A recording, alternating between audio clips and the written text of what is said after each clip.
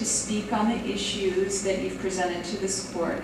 There is no need for you to reread what you wrote, what you submitted in writing, because be assured I have read what you submitted. But I would like to listen to you, highlight what you think are the important parts. I may at times interrupt you with a question. It's not intended to be rude. It's just so that I can be sure that I understand what you were saying. And with that, do you have any questions before we start? Okay, I don't know also if the bailiff explained to you, we do have kind of a traffic light type of time system. If it turns yellow, that's a signal for you to start wrapping up. Red means you are out of time. So let's proceed. We will hear Mr. Worthington's motion for discretionary review. Your Honor, for the record, John Worthington, 4500 Southeast 2nd Place, Renton, Washington. I'd like to address the issue of proper service. When I served Westnet for the public records case that is also before the Court of Appeals on appeal. And that is currently on full appeal. Yes. Okay, go ahead.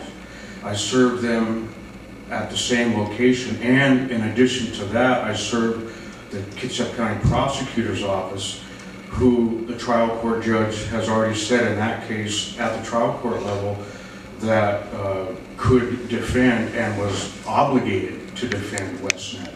I had argued that, well, if they're not Westnet, then why didn't they intervene as Kitsap County? If their public records process was a Kitsap County public records process, why didn't they intervene as Kitsap County? And they didn't. They chose to file a notice of appearance as Westnet. I'm going to ask you a question. Is your current case a public records case? Pardon me? Is your current case, the one we're arguing about here, is this also a public records case? No, ma'am. Okay. This is a declaratory injunctive relief case. It was intended to be part of all of the other cases because I wanted to put an end to the Jekyll and Hyde, we are a legal entity, we are not a legal entity. So it had intended to come up with the rest of them, but I couldn't get the trial court to take jurisdiction of it. So I wanted to address the service part of it first. The trial court claimed and you have a copy of the transcript, the trial court claimed that the Public Records Act was a different civil action, and the other ones were criminal or a different civil action. But in all of these civil forfeiture cases, the forfeiture cases are civil, they're not criminal. So whenever a defendant had to reply and show up in court to protect or make a stand to get their property or their money back, they had to do the same type of service on Westnet. And that information, unfortunately, a lot of it is on the record for the other appeal to prove that Westnet is a legal agency. And do you know in those civil forfeiture cases who the parties served? Do you know who they served? They served Westnet because when they seized the property, they put it on a Westnet letterhead, and they had at the bottom the Kitsap County Sheriff, but it was signed by the State Patrol, who supervises the unit. So it's not a Kitsap County document. Okay. I've had criminal attorneys, prominent ones, say that if that's their argument, then all of their civil forfeitures are null and void, because that particular document is a fraudulent document, because the Kitsap County Sheriff, the State Patrol doesn't work under the Kitsap County Sheriff umbrella. That document, which starts all of the seizure forfeiture proceedings, by the way, that document is signed by the State Patrol and under the Westnet heading. So the bottom line is that the horse is out of the barn. They've done, since 1997, they've done seizure forfeiture activity as Westnet.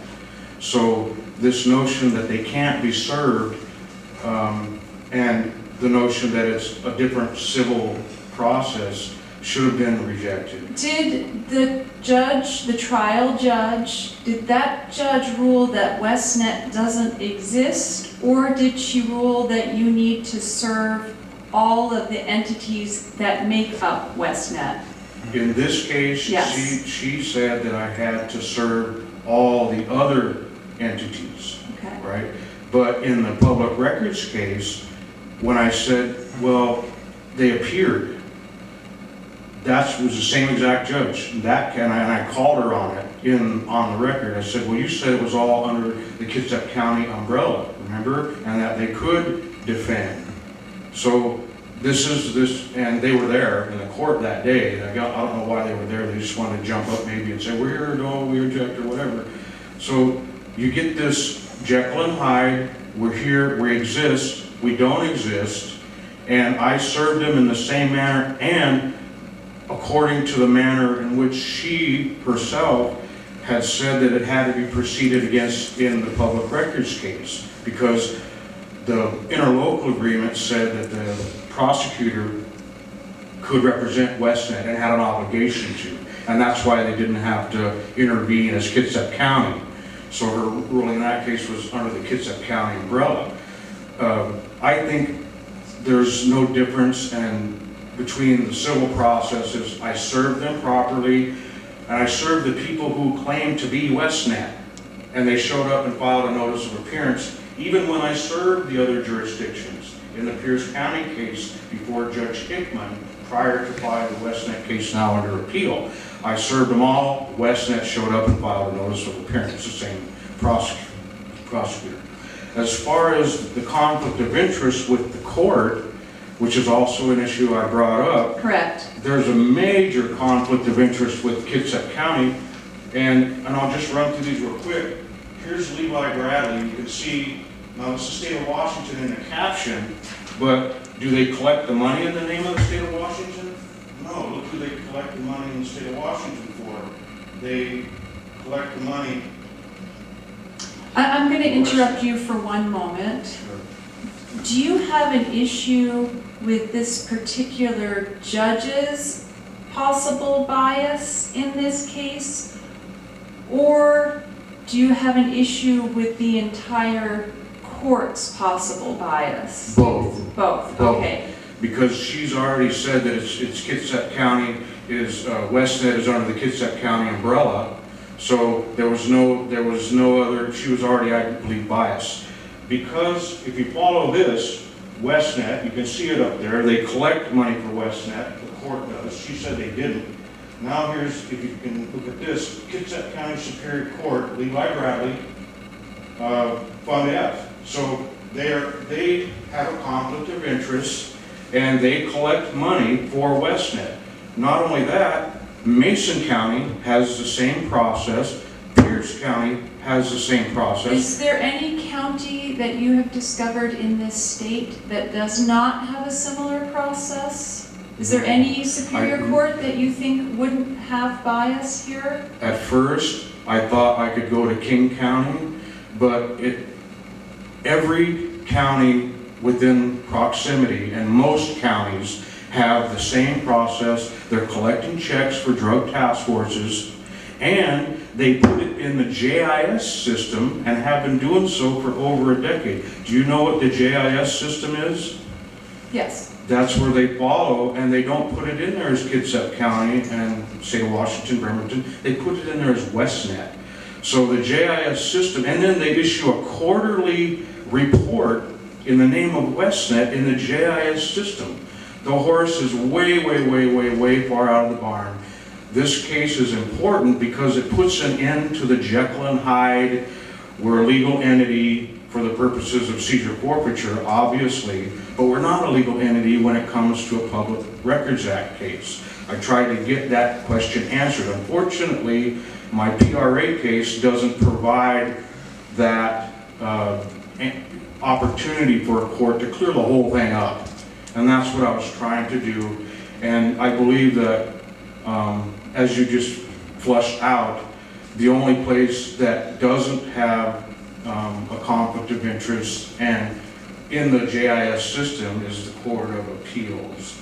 So, unfortunately, this is the only place that isn't just have a major conflict of interest.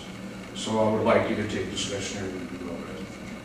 Thank you very much, Mr. Worthington. Do you have anything else to add? I know you have a little bit of time. You don't have to use it all up. I think your argument was very clear, but, well, now we've got the yellow light, so if there's anything you want to add to wrap up? Westnet has to appear in the public records case and file a response to my brief. If they can't be here today, then they certainly can't file a reply brief. Thank you. Thank you very much. I'm going to take this matter under consideration. I issue written decisions on all of the motions that I hear. Because this involves a pending trial court case, I will try to do it as quickly as I can.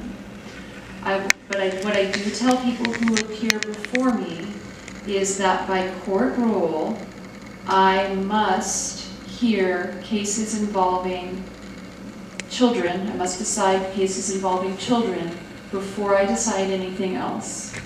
So that would be the only source of potential delay in my getting a decision out to you quickly. Nevertheless, I do try and deal with all of my cases as quickly as I can. Thank you, Mr. Worthington.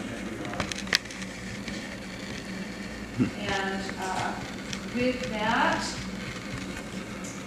we will be done with our morning docket and we will adjourn. All rise.